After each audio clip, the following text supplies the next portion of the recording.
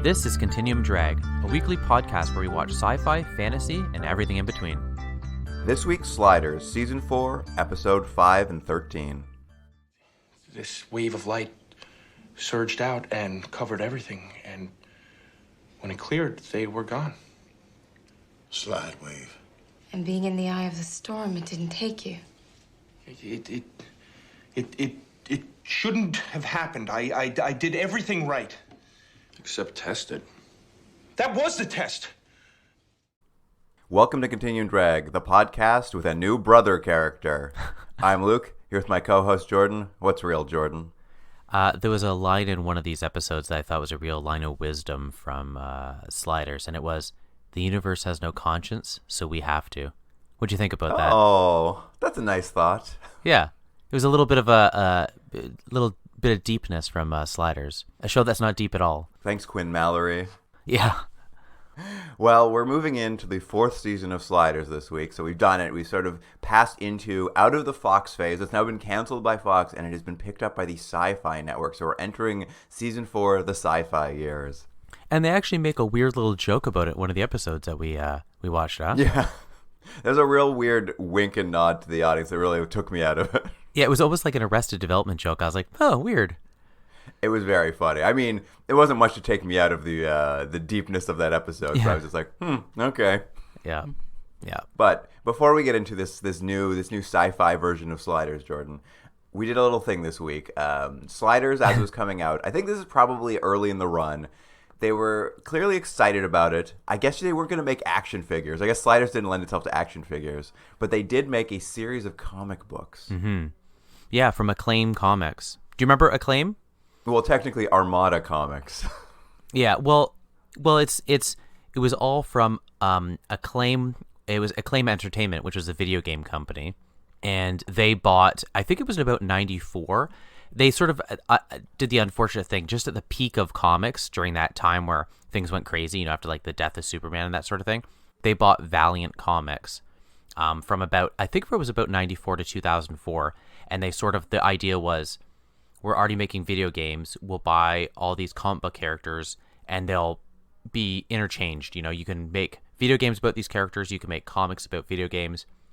And then they also bought the rights to things like this, like Sliders and that sort of thing. Yeah, I didn't read comics back then, so you'll have a little more insight into this. But I did look at that very quickly, and the one thing I did know is I was like, oh yeah, I played Turok the Dinosaur Hunter for N64. Yeah, there's a few titles that you'd recognize, and there's a few characters that kind of broke into popular culture, like Exo Man-O-War and things like that. But for the most part, I think it was not a great acquisition by Acclaim. Now, I think in these comics, there's an advertisement for a comic where Exo Man of War gets together with Iron Man. Yeah, because they're very similar characters. I like Exo Man-O-War. I think he's a cool character, but it's the same sort of thing. He sort of has like a sentient suit that gives him powers. So in some ways, he's very similar to Iron Man, where it's more about the suit and what the person is doing inside of it. Marvel really didn't care about Iron Man at that point if they lent him out to Valiant Comics. You know, it might have been the point where Marvel was going bankrupt. I'm not sure. I don't know any of these comic book characters, but I did see ads for them all. I was just like, Exo Man of War, the suit makes the man, but if the man isn't good enough for the suit. And I'm just like, what? What does that mean? He's like, I think his name is Eric. I'm trying to remember. He's like some ancient person, and I can't remember. I think he's like a Norse person, and he got a suit. I can't remember the mythology behind it. You knew at one point, though. I did. At one point, I did, yeah. Well, that's why you're reading these, Jordan. You have all the insights, but they made a bunch of Sliders comics. I believe you're right. It was under their a slightly different label. I guess when they bought Valiant, they came up with this Armada comic line to do tie-in comics to things. Mm-hmm. So I'm looking at my notes here, and I was seeing a few things. Let's go back really quick because I noticed this in my note. Since you read these comics, since you read all the Valiant comics, did you watch the Bloodshot movie starring Vin Diesel? No, because I won't say too much of it, but I was speaking to someone who had worked on Bloodshot, and I was asking them about that, and both of us were so disappointed about how crappy that movie looked. Neither of us had seen it, but you could read some of the later line that came out a few years ago, and they're actually really interesting because there's something interesting to with the character, but that was like, that's terrible. That's like it's like the old Dolph Lundgren Punisher. That's what it looked like to me. So you did know who Bloodshot was when it came out? I did know who Bloodshot was, yeah. I didn't even know it was a comic book. Yeah, it's a comic book. Well, Jordan, let's talk quickly before we get in these episodes about the Sliders comics. So they released kind of, I would call them 6 stories, maybe. They did like 6 stories. Some of them were multiple issue stories, and some of them were single issue stories. So like a few of them are like, there was Armada, which is like a 2 comic book series, which was very funny because it was very, I'm not sure if this came out before, but I'm guessing it did. But it was really foresaw the Cro-Mags. Oh, this is the one of the 2-dimensional people? Yeah. These it's yeah, like it's weird. They're called the Zerkuvians. Yeah, and I don't know. Did you think they were a threatening sort of bad guy? I mean, I like them more than the Cro-Mags. You know, it's funny. I guess I do too, because I can't even remember what the Cro-Mags look like or what they were wanting. They're cavemen, Jordan. They're cavemen who want to take over the multiverse. Yeah, but these guys are 2-dimensional, and they want to be 3-dimensional, and they become 3-dimensional by sucking the life out of normal humans. Yeah, they steal a little bit of Flatland, and then they have these like 2-dimensional creatures get to 3 dimensions, and they in every dimension they go to, they meet Quinn Mallory, who helps them go to a new universe where they suck the energy in a very like EC Comics like Tales from the Crypt kind of way. The person becomes like a walking corpse as they sucks the energy out of them. It was interesting. I was an odd thing for Sliders because they go into different dimensions, but this is just like, what if we also talked about 2D and 5D?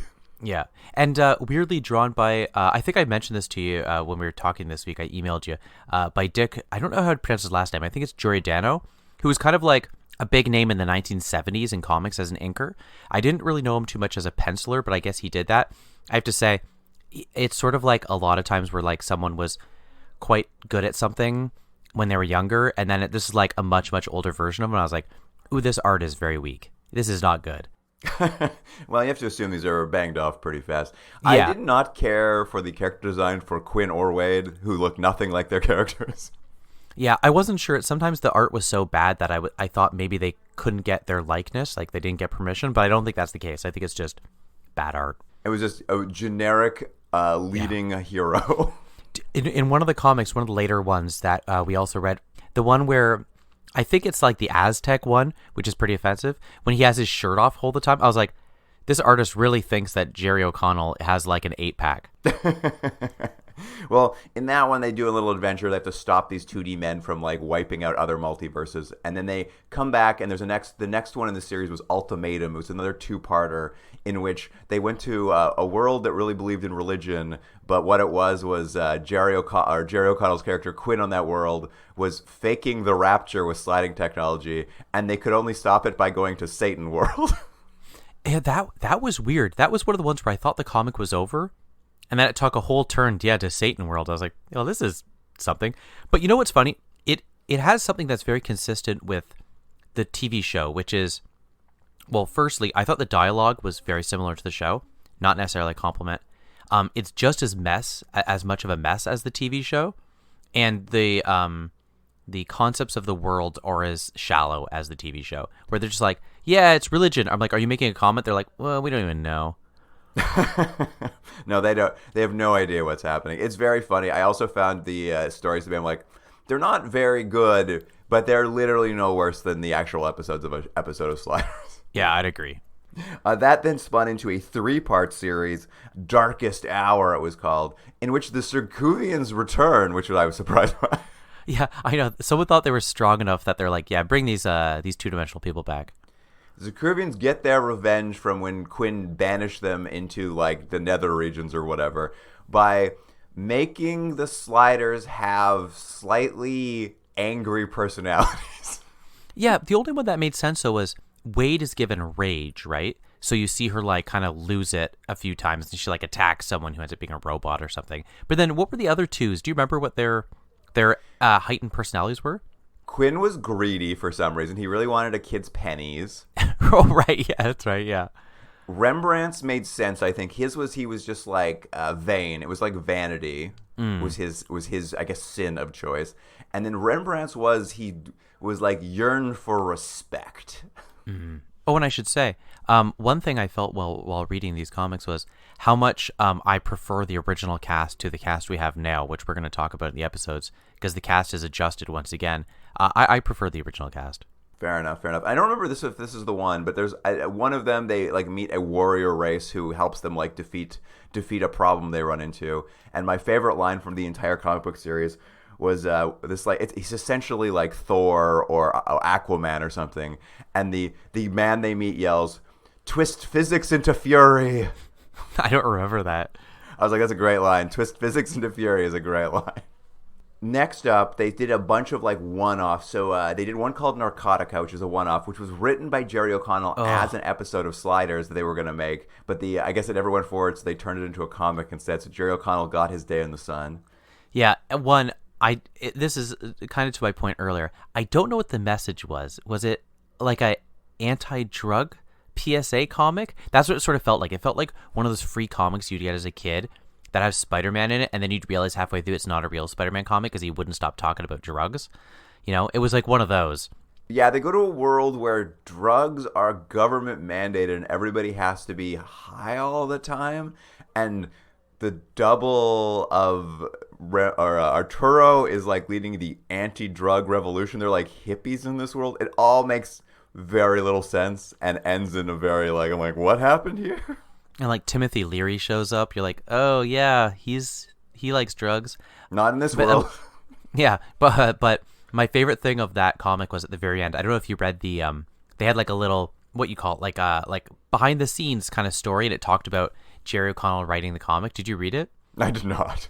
It's hilarious because what it seems like is it's really pumping up how great he is, and like he does this and he was really excited and we didn't know what to expect. But what it becomes very clear is he apparently just phoned in his idea, and by phoned it I mean literally. He did it on the phone, and he was just like, he gave them an idea and he called them a couple times, and then someone else wrote the comic. Well, that checks out. Yeah, it reads like that too.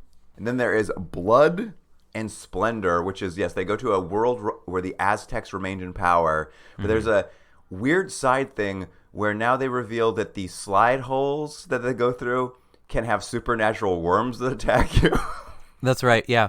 Yeah, they attack them, and I think, don't they eventually defeat them by shooting another portal directly at them? Yeah, somehow they get laser guns, which they shoot at them, which sort of works. And then Quinn's like, what if I shoot my portal timer in the slide hole?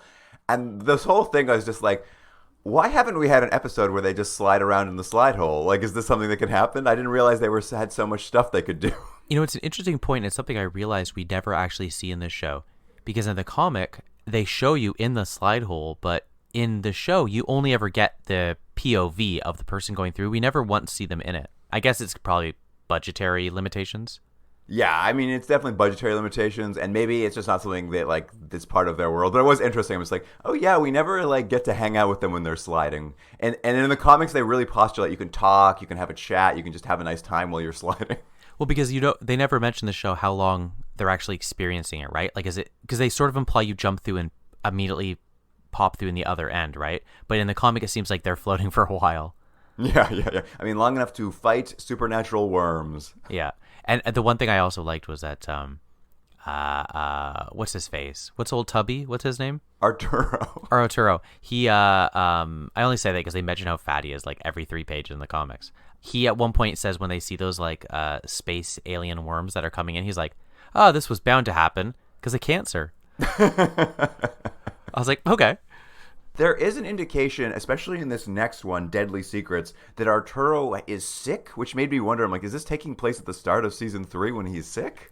Maybe, I'm not sure. But in Deadly Secrets, they go to a post-apocalyptic world that's full of, like, corporate warfare, and, like, there's, like, the corporation that runs the Earth and the corporation that runs the space stations, and they go to space, and, like, Wade's parents are revealed to be dead, which I was like, well, they're not in the show, but okie dokie. Yeah. Also, in one of the comics, unrelated to this all, they gave her a middle name, and I thought that was so bizarre to do that. It was very interesting. They're really, like, taking some interesting liberties with these characters to the point, like, by this point, they're just like, whatever's canon in the show does not affect us anymore. Yeah. I did, like, in her parents were killed because they were protesting nuclear war, like that the real way, and so they were shot for some reason in front of her as an infant. And then they go to this other world and like, on this world, the baby was shot. I'm like, okie dokie. Yeah. Well, tough decision. All right, we kind of glossed over them, Jordan, but I think the most important part to me reading these comics was all the different worlds they went to. So I've written down every world they visited over the course Okay. of these comics, and you can tell me what your favorite ones were. All right. They went to a world full of giant ants. That's right. Yeah. They went to the Raz world. That's where they met the 2D beings who were like just vaporizing people, turning Yeah. them into like skin bags. I didn't like that. They went to Roswell world, where the Roswell aliens did land on Earth, made a deal with human leaders to turn humans into just food. So there's like a McDonald's that serves people. I forgot that. I liked how quickly in that the apparently all of the governments of the world were like, yeah, we'll sell people out. Yeah, no problem, no problem. So that's what happened at Roswell in that world. There's Atlantis world we mentioned, where the lost city of Atlantis wasn't lost, and now they're this like super superior Spartan race who like can beat aliens, and like I don't know, they're bored because there's nothing left to fight on Earth, so they start sliding with Quinn to fight aliens again. Yeah. Meh. And then finally in that comic, they end up on Obesity World. I don't remember that. Do you not remember at the end of that comic, they slide into a world where everything's all you can eat and everyone's like obese, and Arturo's so happy he's just eating all the time and making fun of Wade for watching her weight. Well, so far that's my favorite world. In the next one, they start off on Circus Clown World, where everyone is a circus clown. Oh yeah, that was so odd. And then they end up going to the religious rapture world where people are being raptured, and finally ending up on Satanist world, where they do a real classic DS9 mirror reverse thing, where on that world, Wade is a like dominatrix. Yeah. Meh. Then they go to a world where Nicole Brown is convicted of murdering O.J. Simpson. All right, my favorite world. So weird. They're there for like one page, and all you see is a newspaper announcing that. I'm like, so this world's different in that Nicole Brown killed OJ, and also she was convicted for it. Yeah. So bizarre. They then slide to just a regular world. The only thing happening in that world is a kid is selling lemonade. There's nothing strange there. It's hard to beat killing OJ. Well, then they slide to Cyborg World, where humanity has become part robot and or lives on the internet. Yeah, that's right. From there, they slide to a world where I guess America is obsessed with Japan. It's like a weeb world or something. That's funny. I forgot about that. And all of them are like right on the line of offensive, all these places they go. It's just really weird. Everyone just loves Japan in this world, and they also each have their own Ronin for some reason. But that person is Japanese right. for some reason, which is extra weird. Yeah. And then they go to a world that is seemingly perfectly normal until the very end, where the firefighters ride elephants to put out fires. That's right. That brings us to the classic drug world, where we spend most of the time in that one comic. Mm-hmm. We briefly see them go to Cave World, where all of Earth cities are built in caves, and I guess goblins live in them. Mm-hmm. Yeah. I don't know what that was about. And then Aztec World, of course, that was one of the major ones. We see them go to a all-desert world, a world that is just a desert for some reason. Yeah. And it finally ends up on that post-apocalyptic corporate warfare world. So a lot of worlds were visited over the course of these few comics. Yeah, I would still say the one where Nicole Brown kills OJ. That's my favorite. It's so weird. It's such a weird thing. Yeah. Anyways, I mean, the comic is like, they were funny because they're the quality you think. They were like, the art's not very good. I actually was thinking about it earlier. One of the comics, it's one of the first ones, I'm almost positive the art wasn't finished, and there's a couple pages where it looks like they just had the pencils and they've colored over it to kind of mask how unfinished it was. Like, some of it seems a little shoddy, and I don't know if it was rushed into production or it's just a little shoddy, but like, they're not great comics. Like, the pacing is not great, the stories are not great. I kept having to flip back to make sure I wasn't missing pages because it just seemed like things were happening out of order. They just weren't terribly well constructed comics. Well, since you're a big art comic guy, I was going to ask you about this. In the Jerry O'Connell penned Narcotica, why were they changing the artist every page? I have a feeling what it probably was they had an artist that was going to do it, and because of timeline, he just couldn't finish it. So they were like, well, we'll get someone to finish the comic, but we'll just have them interchange. Like, sometimes you do that, like in a comic where it's like, there'll be a backup story or something, and sometimes because an artist can't finish, another artist will take it over. But this was a little bit more jarring than that. Well, it was like there was 3 artists, and every page they swapped. So like every 3 pages it would go back to the beginning artist, but it was just like very drastically different art styles, very drastically different. And I was just like, Yeah. is this a creative choice? Because it didn't play into the story at all. I think they tried to make it into ones where sort of like, well, we're not going to have the time to finish it all, so we'll have 3 people working on it. But it just, I would agree with you. It sort of is more jarring than anything. What an odd series of comics, Jordan. But Yeah, we read them. That's all that matters. We're Sliders completionists. that's right. Oh, you said you didn't read one of them. Which one didn't you read? I didn't finish. I read part of it. I didn't finish the one that Wade's parents were killed and got when they went to space. That's one I didn't finish.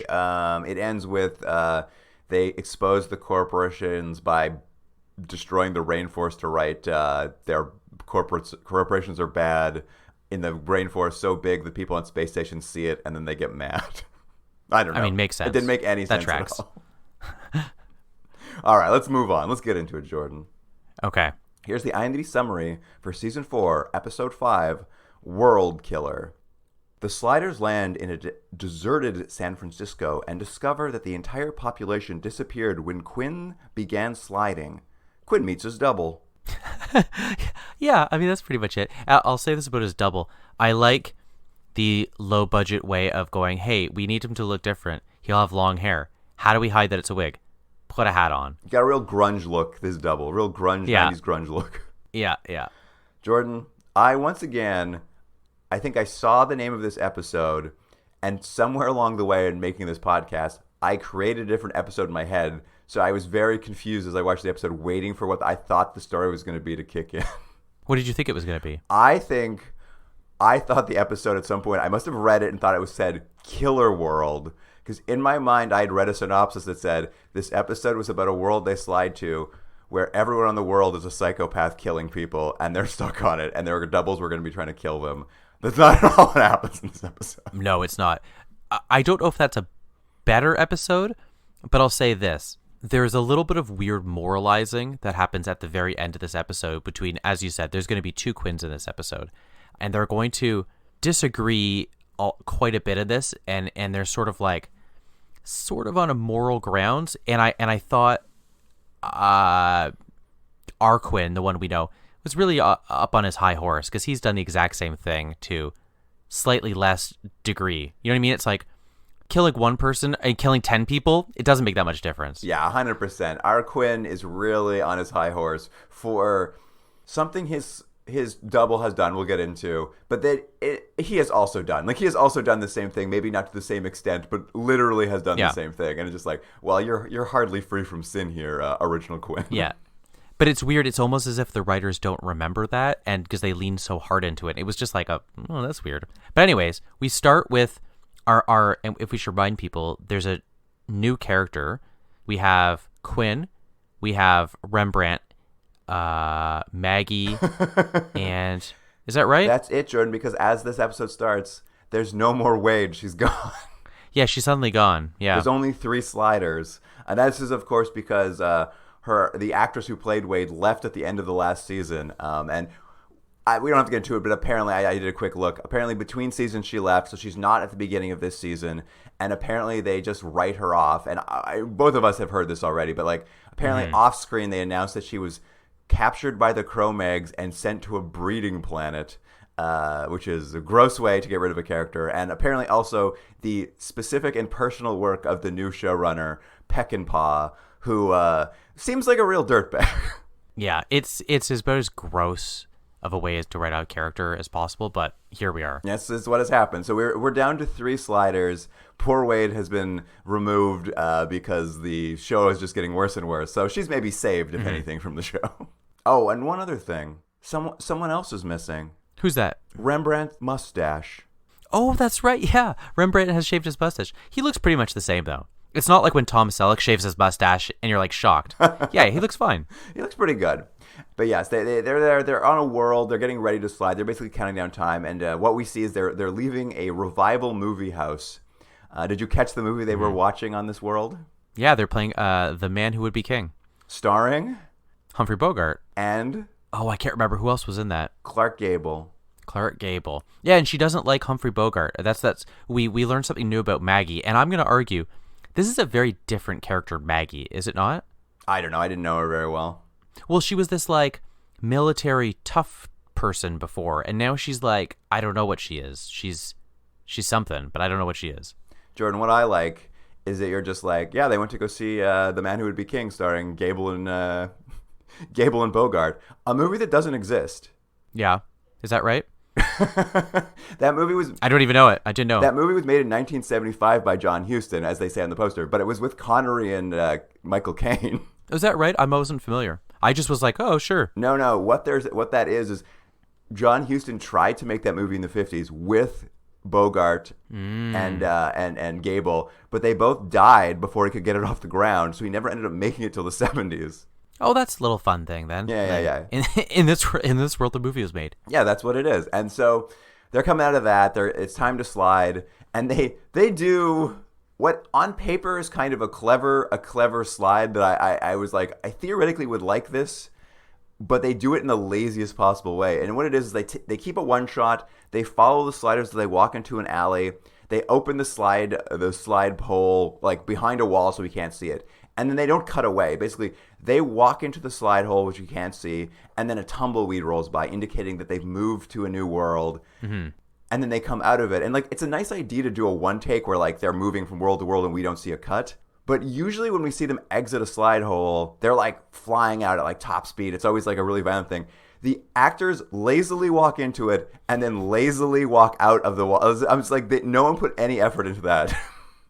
Well, it's interesting you mentioned that because I actually thought that was going to be a point. Because what I thought at first was something has changed, and what I thought it was going to be was they're going to go through the slide hole and come back out again. Like it was going to be a thing that they've realized it's not working the same way. Because that's why I thought they were reacting that way. But you're right. It was just they're just like, yeah, we could walk now. And they come out, and this world is full of abandoned homes and cars. Like this entire world has been abandoned at some point. But that repertory house is still there, Jordan. But it's playing a different movie this time. I didn't catch what it was playing. What was it playing? It's playing The Wizard of Oz. Yeah, and dogs attack them. Jordan, who's The Wizard of Oz starring, though? I didn't pay attention. It's starring Shirley Temple and W.C. Fields. Sure, okay. Which is the original cast people thought was going to be in The Wizard of Oz.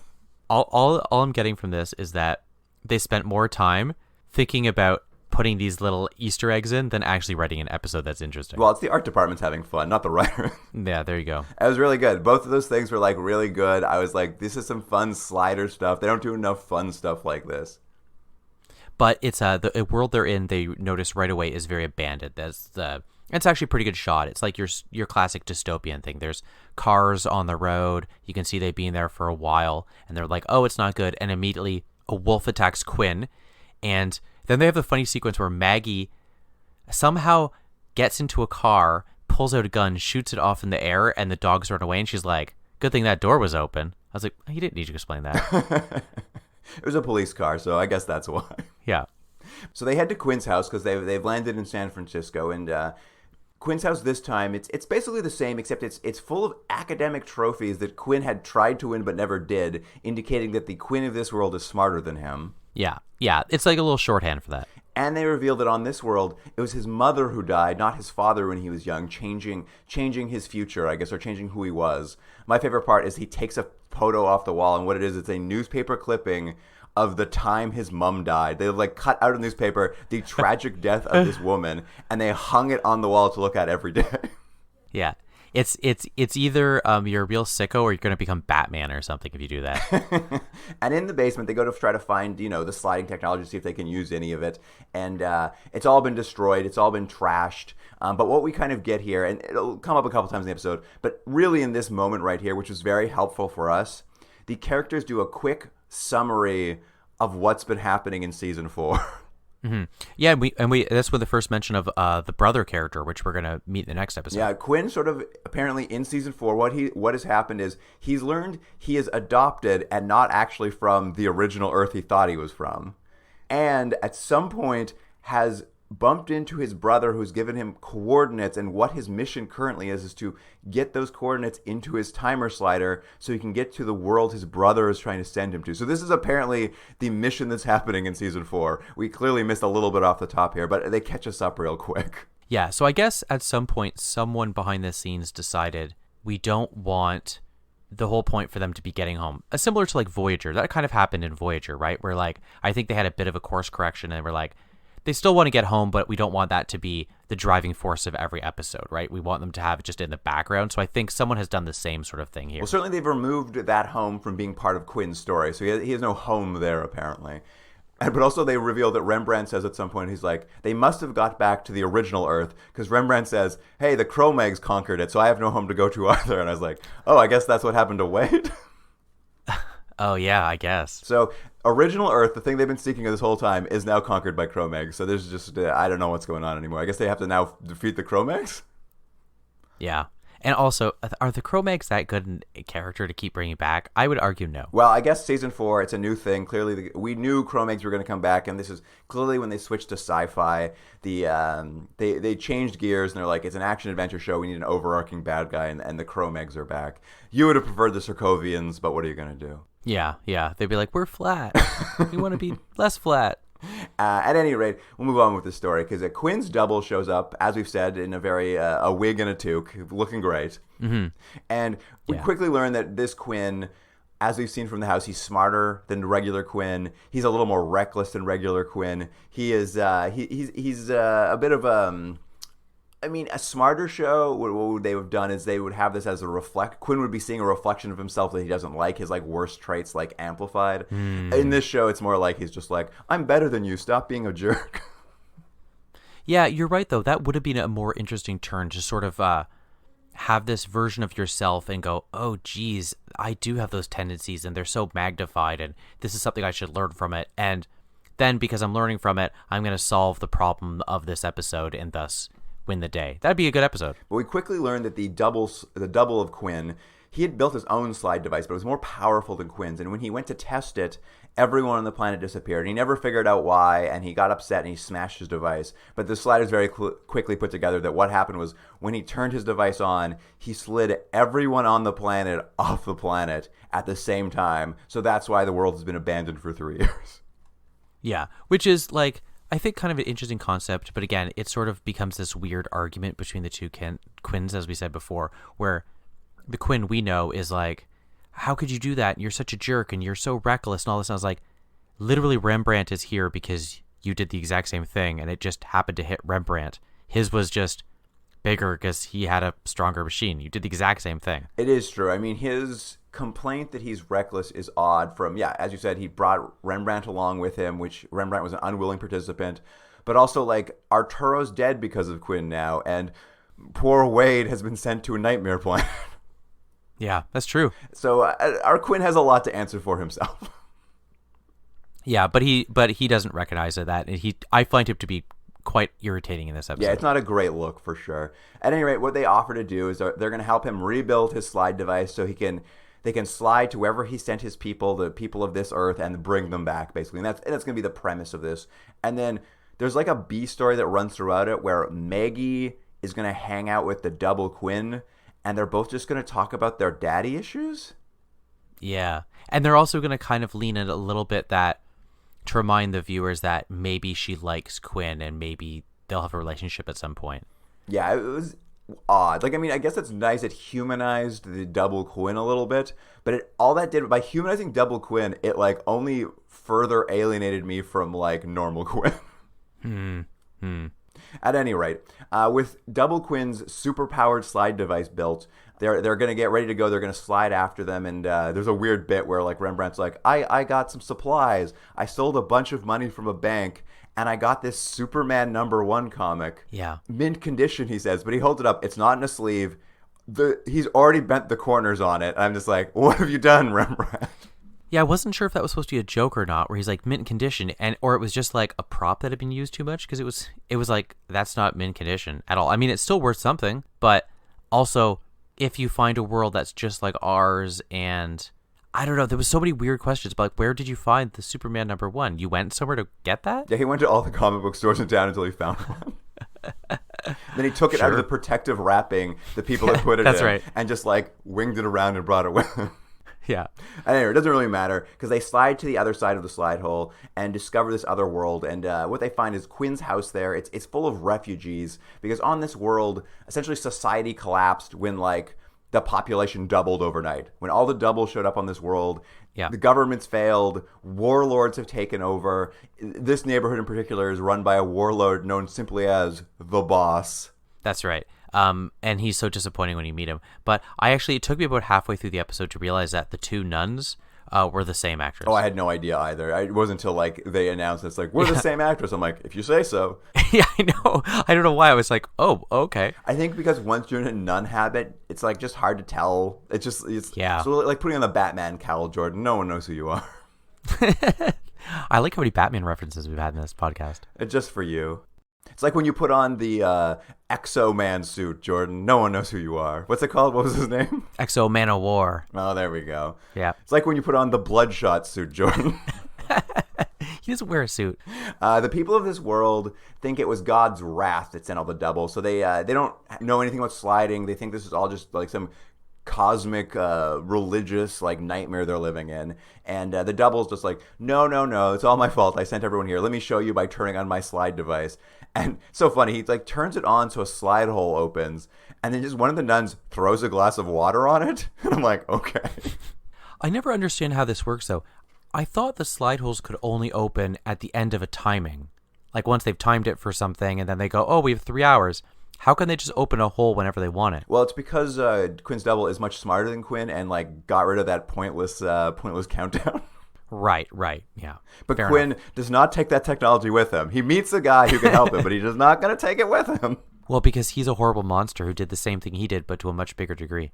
At any rate, they've now broken the slide device they just built, so they've got to go to a hardware store for replacements. But as we've said, this San Francisco is run by warlords, so it's a little dangerous out there. They got to be careful, and they thankfully they sold all that cash. And when they get to the hardware store, it's guarded by like the police of San Francisco are now working for the warlord, and they kind of like protect businesses and basically like gangsters, so normal police officers. They're just they're carefully like monitoring things, and when cops see them buying all this equipment, they call it into the boss. They're like, we've seen some guys doing something weird at the hardware store, and I guess they get the orders to go after the sliders because what we see is a police car chasing them down the street. The police are firing wildly out of the side of the police car at them. They're just shooting guns at them at the side of the police car. Yeah. And probably the best line of this episode, maybe both episodes, is they run away. They're escaping these police who are firing at them from outside the cop car. And when they get away, Maggie's just like, whoa, these cops aren't like back at home. And then Rembrandt says, speak for yourself. Yeah. I was like, all right. You win that round, Rembrandt. I was like, that's pretty good. That's a pretty good. Yeah. It's nice that Rembrandt is like, listen, let's get real here. That's not that different from reality. Yeah. But they escape. They fix the slide device. Quinn has a biomed device he's found that he uses to calibrate the slider device. So it's only going to take the right people from this world back to their original world. But there's a catch. When they activate the, quote, massive slide wave, it will collapse the path between these two Earths. So this is a one-way trip. They're sending everyone back, but no one's going to be able to come back and forth anymore. And it's at this moment, we're well into the episode, more than halfway, I'd say, Rembrandt suddenly volunteers some off-screen information that we had not been privy to, and he's just like, well, not everyone wants to go, Quinn. A lot of the people I've met on this world have started new lives and have families now and have marriages. Yeah. And I was just like, what? Wait, what? This is what the episode should be about, not these dumb adventures then. Yeah. It is funny when you have a line like that where you go, oh, that's the episode. That's interesting. And they're like, nope, just teasing you. That's not the episode you have. We got to meet the big boss. Well, this is the moment, too, where that nun's just like, she steps up. She's been there. She's not really a character. She's just kind of there. She's just like, let me tell you something. I met my double nun. And they cut to the other nun, and I'm like, oh, those are the same woman. I get it now. And they're like, Yeah. we loved meeting each other, but we're going to decide for this whole world it's better if we all go home. And they're like, great, moral problem solved. Let's go. Yeah, and it is funny. This is the point of the episode where it feels like they're like, okay, we wasted enough time. Now let's speed through the end. Because they're like, hey, there's some guy named Alberto. He's got an eye patch. He works at the power station. We need him to do something at the power station. I was like, what? Is that the point of the episode now? Yeah, now it's just a race to the finish. They're going to go to the power station to power the slide device because it needs a lot of power to work this time. It didn't seem to need it last time, but that's fine. And also, Jordan, it's not just a power station. It's a power station / the boss's palace. That's right. Yeah. Because everything needs to be conveniently located for the purposes of getting through this. He has a cane, by the way, so you know he's a villain. Yeah, well, they're immediately caught at the power station, and you meet the boss. He's a former greeting card writer who has become a dictator. I mean, if you can, right? Yeah, I mean, he loves it. He kind of believes the Slider story about this sliding thing, and he's kind of into it. He's just like, oh, sliding, eh? That sounds interesting to me. And Quinn's double's just like, what if we offer him sliding technology in return for, like, research and, like, stuff? Because I am amoral, so, like, maybe we can just work for this dictator. And Quinn gets mad. It's like, never, we'll never do that. I hate that idea. You're a bad double of me. Like, that's just, like, that plot line continues. And they do the thing that they do in this show quite often, which is they put them under lock and key, all the characters, but not really. But it's like just enough to like, they're like, we're going to put you in this room. Now we're going to take you back out. Now we're going to put you back into this little prison. Now we're taking you back out. And they do that like 2 times in this. I was like, why? Is this literally you're just running to the end? You don't know what to do with all these characters. Yeah, and Quinn refuses to help the dictator learn to slide. So the dictator's like, all right, well, shoot that Quinn. And as one of the police officers goes to shoot Quinn, Quinn's double has a change of heart and like jumps in front of the bullet. Although that bullet must have been terribly aimed because it like literally just wings like the arm of Quinn's double to the point that there's a really funny shot that I can't believe they kept in. But like Rembrandt runs over to help Quinn's double. He's like, "Oh my God, are you okay?" And they go to look at the shirt and they can't find any blood or a hole in it. And like Rembrandt literally starts laughing. The actor starts laughing like this doesn't make any sense. Like he starts laughing in the shot because it like I was like, did he not get hit? Like it just doesn't play. And you can see the actor being like, this isn't working. And like he's laughing in the shot at how bad it's not working. I'm just like, that's fine. Just keep it in the shot. No problem. Yeah. And it is funny because for one, it's if he hadn't jumped in front of him, it clearly just would have missed Quinn. And then, yes, I noticed the same thing. It's just like, there's like, we just didn't have time to put any blood or anything. So he was shot. Just trust us. Yeah, the actors literally in the shot are like, this doesn't make any sense, and we can't even kill the straight face doing it. I'm like, cool, you guys, let's keep it in. But they escape, they have a fight, and then they get to the power grid. They plug in the slide device, and you see a really weird slide wave. Like, it's a new piece of slider technology. It's just like a big orange wave just like shoots out, like a big circle out of there, and everyone's slided back to their original Earth. Yeah. So it's all worked out for the good. Unfortunately, unless you're the big boss guy with a cane, because now you're a nobody again. And Rembrandt punches you in the face. That's right. Anyway, they're back. The problem solved. They're getting ready to leave the Earth, and they offer to let the double come with him because they're like, you're going to be the most hated man on this planet. And the double's had a change of heart. He's going to stay here, join the Nun, and help bring peace back to his own world. Yeah. And my note at this point was this the best solution to the problem? I have no idea. I don't even really understand. Like, it all just happens so fast and so randomly, and it's just like, and it's over. And the point was, this amoral Quinn is now a good person. Yeah, but I mean, you think about it, the whole thing is that he accidentally ripped everyone from their lives, put them to another world where there was doubles of them. They've seemingly been there for years. He said 3 years.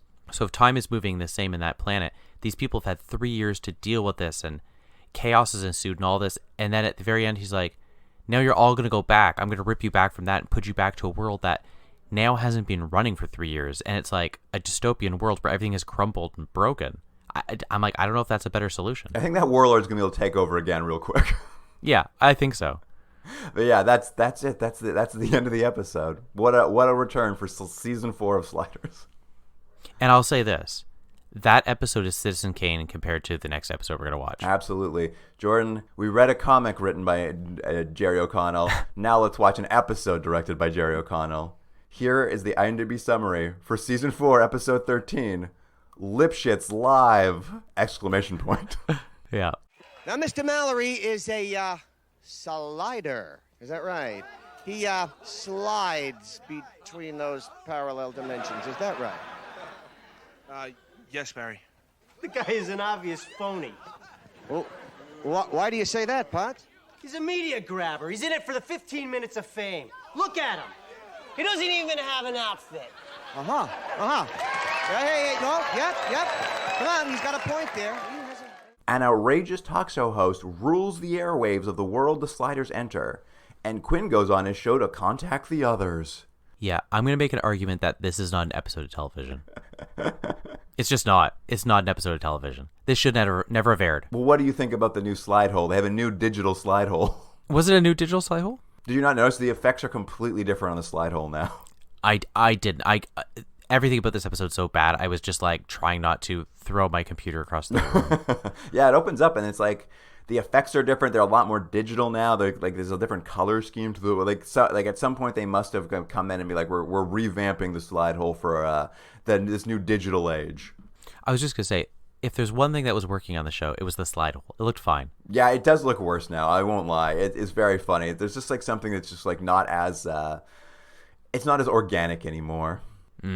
But as we mentioned before, they're all going to slide to this new world. But all of the characters, well, I should say, of the 4 characters, 2 slide by themselves, and then 2 characters slide by themselves. But we're going to see Quinn.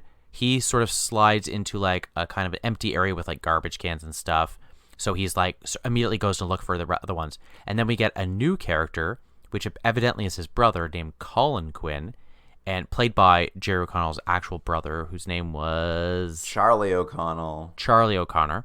And he sort of O'Connor? is spit out. Jerry O'Connell's brother is Charlie O'Connor. That's right, Charlie O'Connor. And he's also by himself. And then the other 2 characters who I think at this point in the show, they just don't know what to do with them at all. So they're just teamed up again together, and they end up hanging off the end of a building for some reason. They're on the side of a skyscraper, almost the slide hole dropping off the side. My favorite part about this is they're like, this is the first time the slide hole has ever dropped us all in different places. And they're like, I wonder why that is. And they never come back to it. They're just like, because the plot required it to happen. Well, again, you're going to say the word plot, and I think that's generous because it's not really a plot. Because that's what is going to happen in this episode. All the characters are apart, and they need to find one another. That's it. But as they mentioned very early in the episode, Quinn says, if we ever can't find each other or are separated, we've already decided we're going to meet at this particular hotel, which I think is a very cool little idea and something that would make sense if you were in that similar situation. You'd have that conversation ahead of time. But there's sort of like a series of escalating events that keep them apart, but they're not interesting. They're not real obstacles. You won't care as a viewer.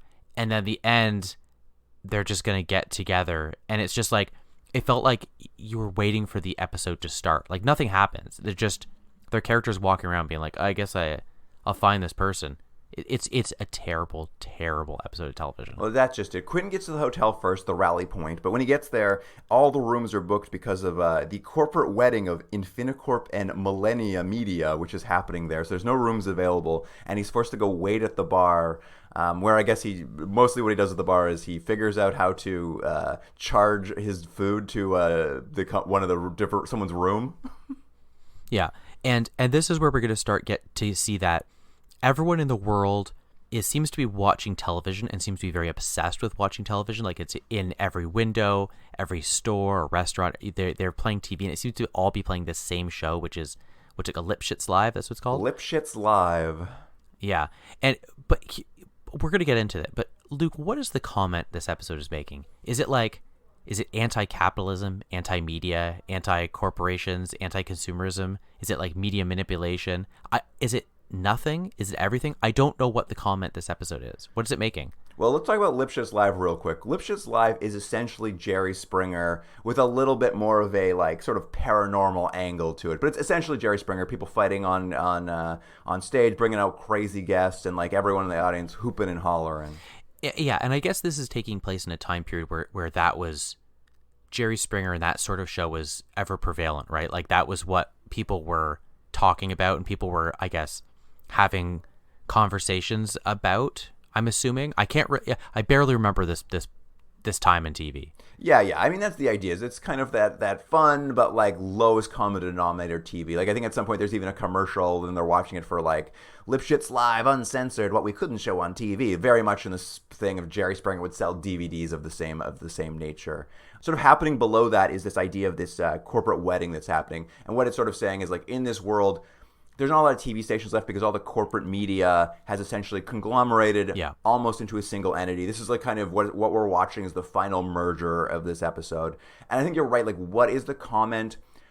I think they are trying to just do a real broad parody of media, but they just don't have a good concept of what media is or what corporations are. Like, there's just no one on it who's written it has like a really strong point of view on it. So they're trying to go really like a very broad satirical take on like, isn't TV weird these days? But they don't have any real strong idea about what that means. So all you see is just like, here's a Jerry Springer knockoff and corporations merge. Well, I mean, that's a thing. Like, as much as you would hate if it was just a sort of overwrought moralizing, at least that would have a point, and this doesn't seem to have one, because you're right. It was this Jerry Springer-like character, and they're like, isn't that something?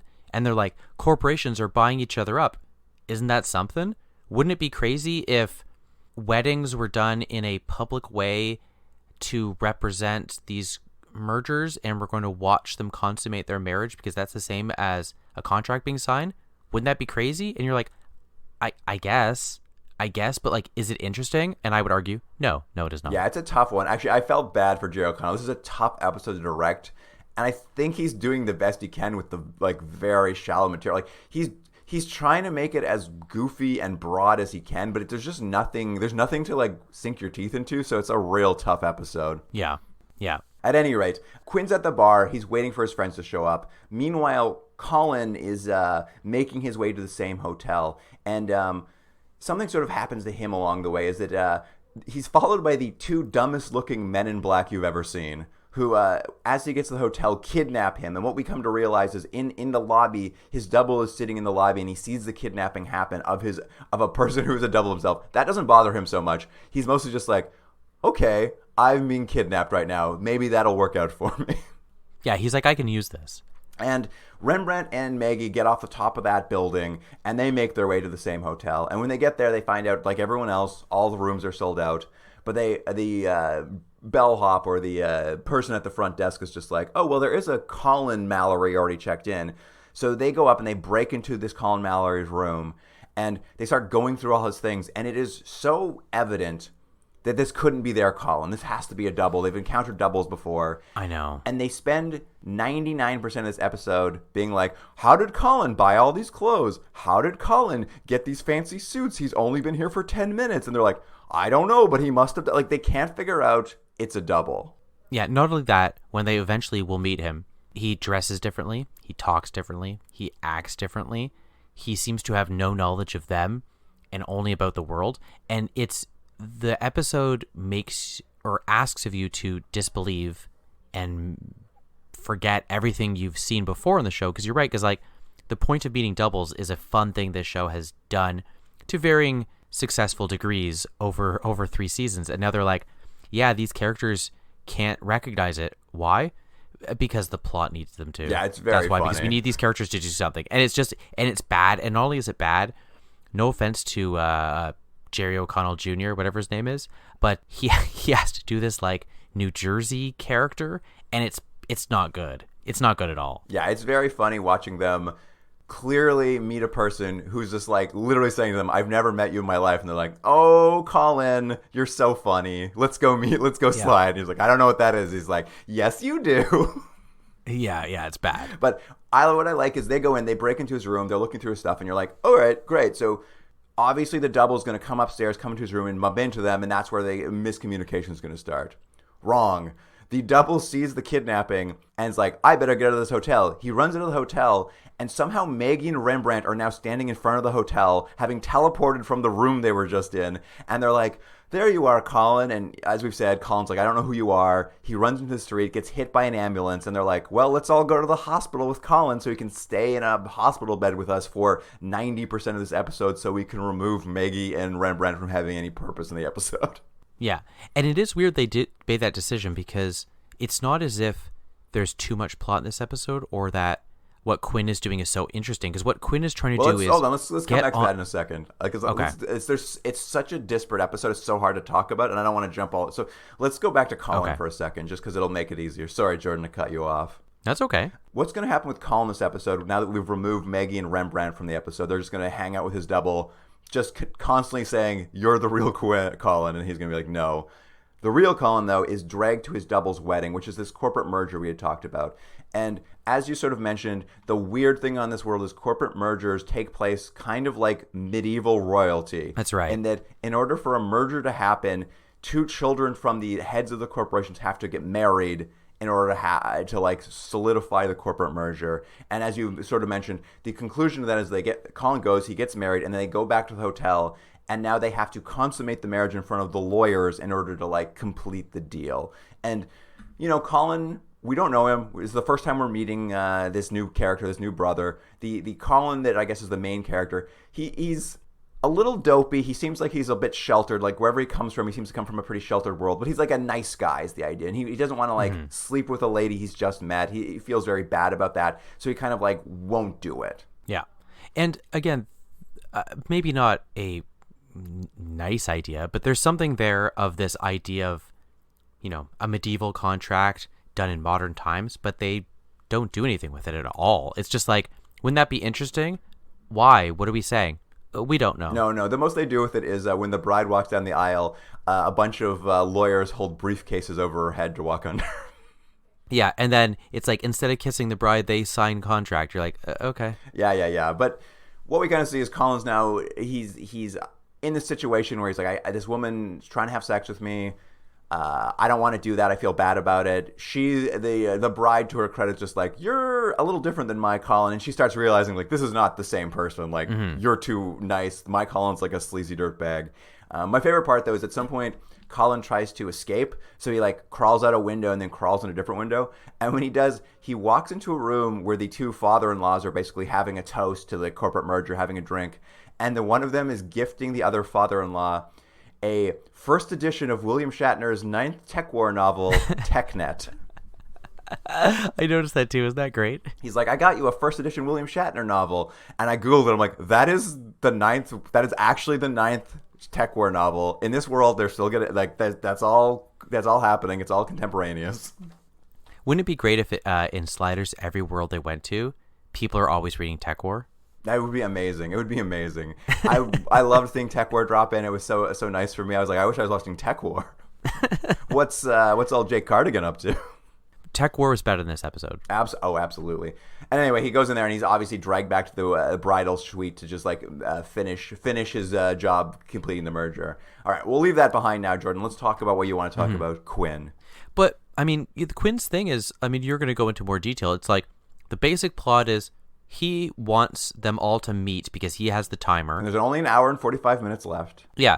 So he basically needs to have them all meet him. So his realization, which is not a bad one, which is everyone watches this television show all the time. If I can get on the show, I can get on and announce to my friends, come meet me here, because then we'll be able to slide out together. Now, there's something there, but it's like, it's just handled in the dumbest, clumsiest way ever. Yeah, I mean, part of it, I think, is Quinn's busy with directing duties, or Jerry O'Connell is anyway. So they try to, like, make this as simple and minimal to the episode. So it's a bit odd. But yeah, none of it works. Like, as you've said, none of this episode works. But the premise is he's just like, I'm going to go to that studio, I'm going to get on the air, and I'm just going to tell everyone to meet me here because we got to slide soon. And I'll give you a little bit about Lipschitz Live. They give us a little bit of exposition here. What the bartender, I think, tells us that Lipschitz was a reporter who made his name during the American War with Guam. And as all the TV corporations began merging into a single, like, super corporation that was bought up by that guy everyone thought was the Unabomber. That's right. That was a weird line. I did not know what that was a reference to. Well, I was like, do they mean the Unabomber? And in this world, it wasn't. It was a different person. I wasn't sure what the line was. I wasn't sure if they were like saying like there's maybe like this isn't the right thing, but like was there like a weird rumor in the 90s that like Rupert Murdoch, like some sort of corporate like head honcho might be the Unabomber? Like I'm thinking like Turner, maybe like Turner Classic Movies guy was like, was there a rumor that maybe he was the Unabomber and they're just making a joke on that or something? I have no idea. Yeah, maybe you're right. Maybe it's like a joke that's so in a time period that we just don't get it anymore. Yeah, I was also just like, I do not understand what this is a reference to. At any rate, once that happened, once they've all kind of merged together, there's a few other stations that do educational programming, but for the most part, Lipschitz became a star, and now it's all everyone watches. So, Quinn heads out. He's gonna get his way onto this thing, and he goes and like just goes to the doors of the studio, and he like the production manager's there. She's like pushing people out the door, and Quinn's just like, no, you have to hear my story. It's good. You'll want me on. And she's just like, I'm not interested in any whiz kid science stories. We've got enough of those on the air. And then Quinn's just like, what if I told you I slept with my female double one time? And she's just like, now we're talking. It's a funny thing because they mentioned twice in this episode the thing that we talked about, which is that previous episode where he finds a female version of him, and we had that conversation about having sex with oneself, and I like that was a bit of like I think inside joke, because I think the writers probably also know that that's all anyone would have talked about in that episode. Now I can't remember if they actually slept together in that episode. They're really coy in this didn't. episode too. Like he's never like he never says he did, but he's really coy about it. It's like maybe I did, maybe I didn't. Well, he wants to tease him for letting him on the air. Yeah. But this gets Quinn on. They're going to bring him on for a segment in which Lipschitz is going to talk to, he calls them aliens. But what he does is he brings Quinn out and he brings a man in a silver jumpsuit who claims that he's projecting himself into this alternate dimension from a different dimension. He's a real classic like kook in a silver jumpsuit with like a crazy hat on. He's got crazy goggles. And most of what's going to happen here is every time they come back here, it's just going to be Lipschitz riling this like unhinged man up, and then occasionally Quinn and him will get in a fist fight.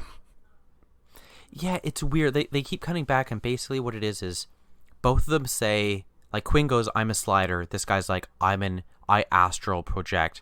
And they sort of argue about who's real or not. But you see that scene over and over and over, and then it evidently, and sometimes Lipschitz is like, I don't know who to believe. Who do you believe, folks? And like you see that scene over and over and over. And then, but the one part I like is the first time Quinn gets any sort of camera time, the camera comes to him and they're like, do you have anything to say? And he starts screaming to like his friends, meet me here, I'm at the studio. And they have the security grab him and start manhandling him. Then we cut to, back to see what the other characters are. We come back, he's just casually sitting in the chair. I'm like, they put him back and he's fine to keep talking. Yeah. This is Lipschitz Live, Jordan. It's all drama. It's all drama. Also, why did he yell it? Why didn't he just say it? I don't know why he yelled it out. Like he knew he was going to be stopped by saying this thing, but he's there to be a crazy person, so why would they not just let him say whatever he wants? Yeah, I don't know. Every cut back is always just like some variation on a theme. I think my favorite one was when they cut back. They've been talking to him for a while about being aliens and like how you project to this world and whether you can slide physically or just astral project and which one of them's real. And then at some point Lipschitz's like, I'm changing the topic. Are you two alternate dimension welfare queens here to take our jobs? And I'm like, okay. Yeah, that's right. It goes back. He's like, if you guys are living in the other world, how are you making money? So are you just taking a job from someone else? I'm like, and the audience is really into it. I'm like, I don't know if they'd be behind that point. It's stretching things pretty far. Yeah, it's very funny. Anyway, we'll go back to the rest of it. Rembrandt and Meg have spent a bunch of time with the double in the hospital. And finally, they see Quinn on TV, and they see Quinn demanding that they get down here to slide. And they're like, oh, well, I guess we better go Colin, who we can't figure out as a double. And they're only finally convinced this man isn't their Colin when Lipschitz cuts live to the wedding between Colin and the corporate bride. And they're like, oh, my God, are you not our Colin? We better go get him from the hotel. And it's so bizarre that it takes them that long. Like, it would have been funny if those characters had been established as really stupid, but they're not stupid characters, so it doesn't make any sense other than the plot mechanics dictate it. So it's just a dumb thing, and it's like the viewer shouldn't be smarter than the show, and they are, Well, and the old thing with the Colin double is like he has more character trait than most of the characters this episode, but his thing is he doesn't want to go through this marriage. He's not into it. He doesn't want to get married. And then they're like, we're going to take you back to the hotel and swap you with our Colin. And he's like, I don't want to get married. And then Maggie's like, okay, well, I guess our Colin will be rich and you'll be poor then. And he's just like, oh, wait, I do want to get married. Let's go to the hotel. Like, that's, like, they turn his character in, like, the line that, like, you won't be rich anymore. And then, like, suddenly he's just like, great, let's get my bride back. I'm like, okay, great. There's no one has any purpose other than, like, to wait for the moment the plot needs them. Yeah, and they also just need, like, they need him to kind of become nicer so that when he eventually, I guess, gets married to her, it's not such a bad fate for her. I guess that's what they're saying. Yeah, I don't know. It doesn't really, none of it adds up for any particular reason. But they race to the hotel to get their Colin back. But as we've said, their Colin is getting along with the bride because the bride's like, oh, you're nice. I know you're not like my jerky, sleazy Colin. And they've already left. They've already left to go to Lipschitz Live because they've also seen it on the TV. So then we just follow Maggie and Rembrandt, and they pick up the dad for some reason. So now it's like they've got like 4 different people coming with them to to go to this Lipschitz Live. They all get there. It's a big confrontation. They all get on screen. The slide hole opens, the sliders slide away, and Lipschitz like, this is crazy TV, isn't it? And then it ends. And that's it. Bizarre. It's honestly, it's the fact that we were able to talk about it as much as we did is kind of outstanding because I'm saying it's barely an episode of television. Yeah, it's a very odd, like, they're really aiming for a very broad comic episode, but it's not working in any way, shape, or form, that's for sure. No, it's just not good. Not good at all. Very strange. Very strange. So we didn't talk about it much, Jordan, but like in the episode, a big part of this is that Colin's double has this stepdad who I guess owns one of the media companies. I don't remember which one, but he owns one of them, and he pops up throughout the episode. He's the one who's giving the Tech War comic away. That's right. I'm sure you remember that character. Did you recognize him? I didn't. Who was it? He was from a show we've already watched. His name is Tim Timerson. Okay. Or Tim Thomerson, I'm sorry. Not something crazy like Tim Timerson. But he was in Quark. Who was he in Quark? Do you remember there was a character who was named Gene, and he was a character who had no defined gender. He would swap between masculine and feminine all the time. Yeah, he was a comedian, yeah. That was the same guy. Oh, wow, really? Yeah, so we've I wouldn't have recognized him before. 30 years later. Wow. Quite a bit older, though, for sure. Oh, good catch. Anyway, that's my only note about that episode. My only like fun fact about it. That I have no additional notes other. I think we've covered everything. We're in the sci-fi years. Things have really changed. They've added a brother character midway through season 4. Obviously, there's new plots and stakes. The Cro-Mags are back. We haven't had to see them, which I thought was merciful. We haven't seen any Cro-Mags yet. But clearly, Quinn is now some sort of slider who's been adopted, who like there's some new background for him that he's not trying to get home anymore. He's got a new thing he's trying to figure out. He's got a brother. Their original world is taken over by Cro-Mags. There's so much has changed now that it's hard to even track. Like we're just coming in being like, we're lost in it. And in these 2 episodes, which I guess are, according to our metrics, 2 of the best episodes of the season, are bananas. Yeah. Well, and it's also weird because you're spending time now with characters that we don't know that well, right? Like we know Rembrandt, but he's given almost no screen time. And weirdly, Quinn is given not that much screen time in at least the 2nd episode.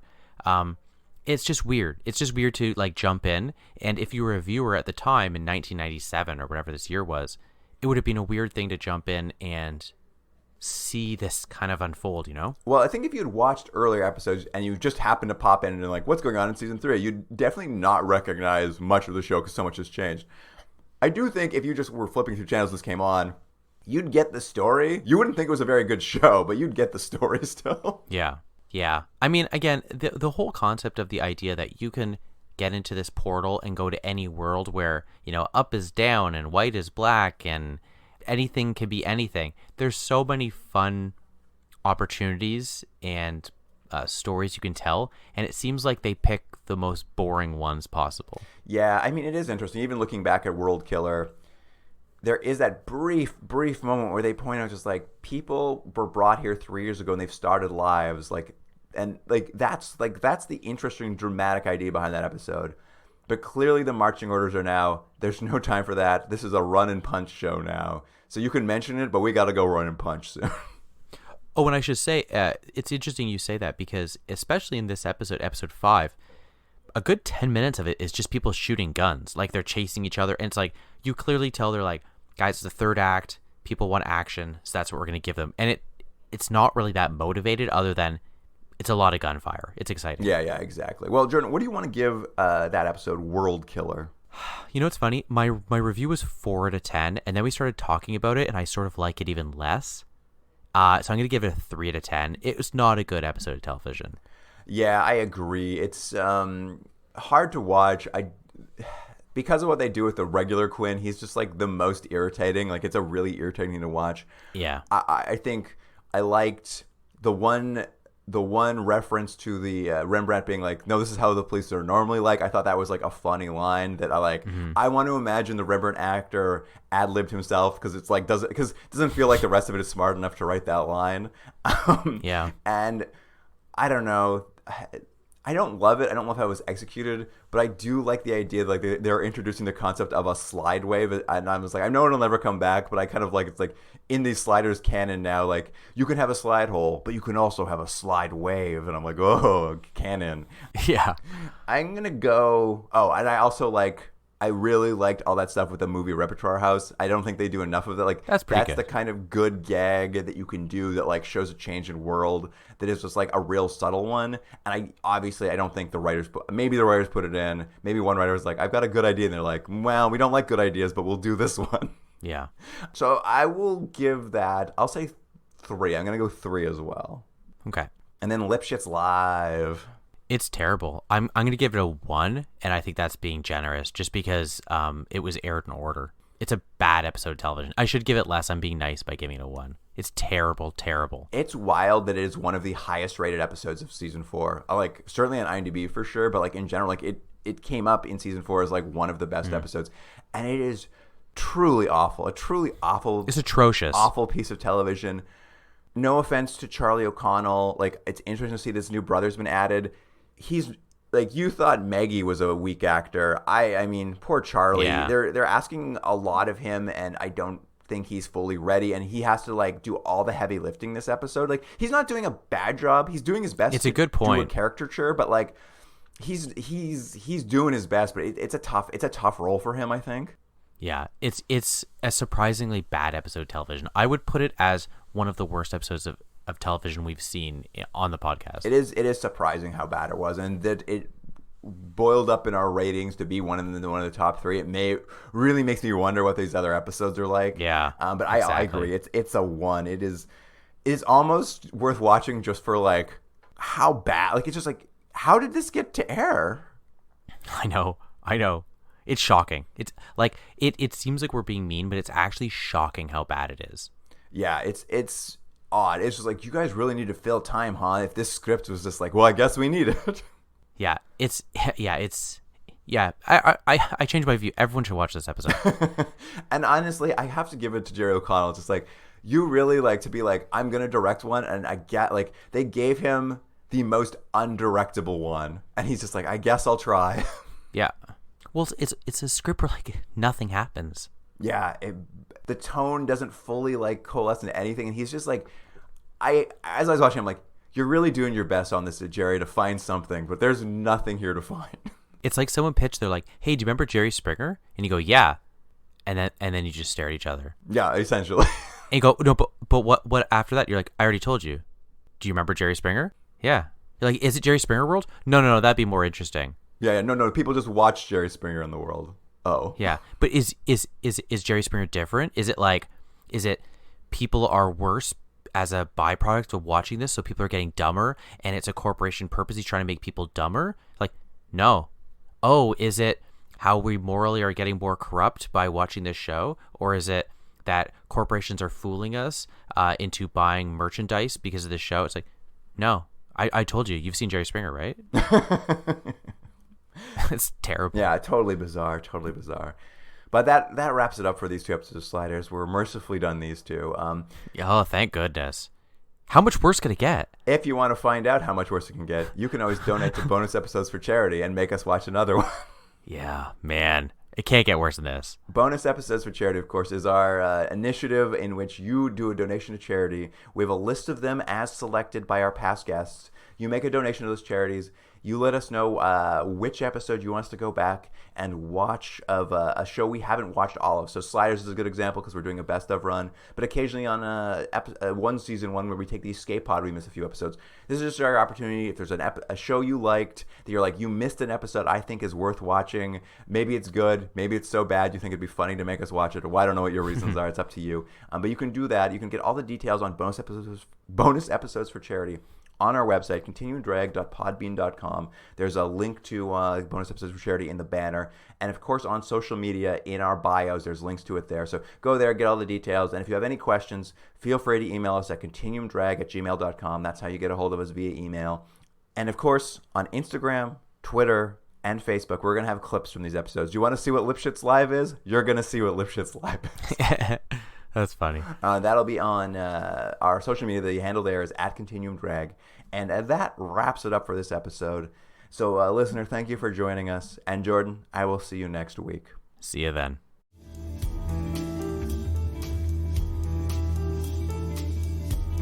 Continuum Drag is recorded in Toronto, Ontario, and Seoul, South Korea. Theme music by James Rick Seidler. Produced by Jordan Delic and Luke Black. Special thanks to Aaron Yunes.